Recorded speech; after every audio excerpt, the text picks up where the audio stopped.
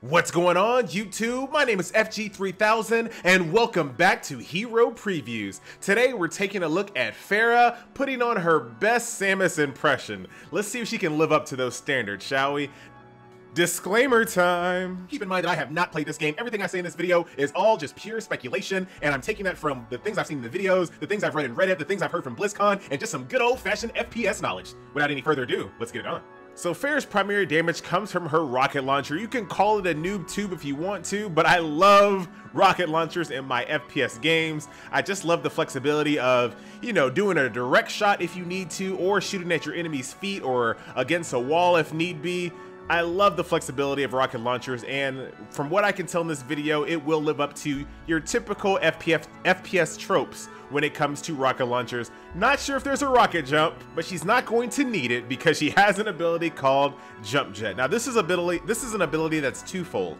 So you hit your shift button to jump up in the air or boost up in the air, and then you use your space bar to basically hover. And that's what you kind of see on your screen right now. You have a fuel gauge that basically dictates how long you can hover in the air. And just like every action game that you've ever played, you can kind of play with your space bar a little bit to kind of get more distance on it by kind of tapping it. You guys know what I mean. It's kind of hard to explain in words, but if you've ever used a jetpack in any other type of game, I guarantee you will feel right at home. So let's move on to her next ability called Concussive Blast. Now this is her second rocket. So her primary damage comes from a rocket launcher, and her third ability is a rocket mounted on her wrist. Now this does damage exactly like her primary ability, so what's the difference between these two? Well, for starters, this third ability will knock you back, so that's number one. It also does increase damage to shields and barriers, so keep in mind you have a shield and then you have your health.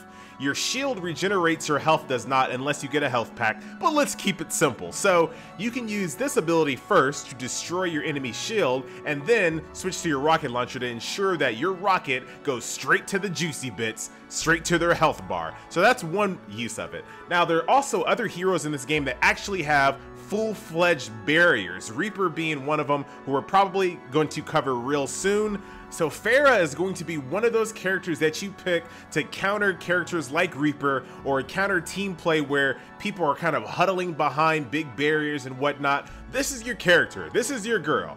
And last but not least, let's talk about her ultimate. It's called Barrage. And this is the ability that you see right on your screen. It needs no introduction.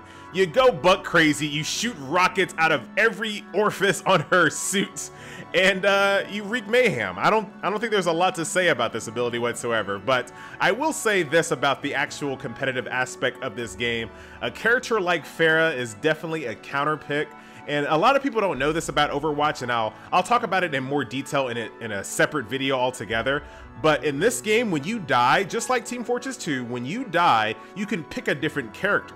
So if you start the game off playing Hanzo and you die, you can switch to Pharah. This is not a MOBA game. This is an FPS game with MOBA-esque elements to it, but it's not a MOBA, so I just want to make sure people know that. So if you're going against a team that's really defensive heavy, switch to something that's going to counter that. Or maybe you're playing against another team and you're completely outclassed, but you have somebody on your team that's really good. Maybe you switch to Mercy and just start supporting them. So it gives you a lot of flexibility. I know a lot of MOBA fans out there, that's going to take a little bit to get used to, but hopefully I can calm your fears just a little bit. Blizzard came out and said that in this game, you're not going to die as much as you do in a typical FPS game. So you're still, if you really like a hero, you'll still get a lot of playing time with that hero when you're playing, but it's not a MOBA. You're not going to be locked into it for the entire match. It's just different. It's a different mind state. It's a different mentality. So hopefully all that makes sense. Somehow I find a way to go on a tangent on every single one of these videos.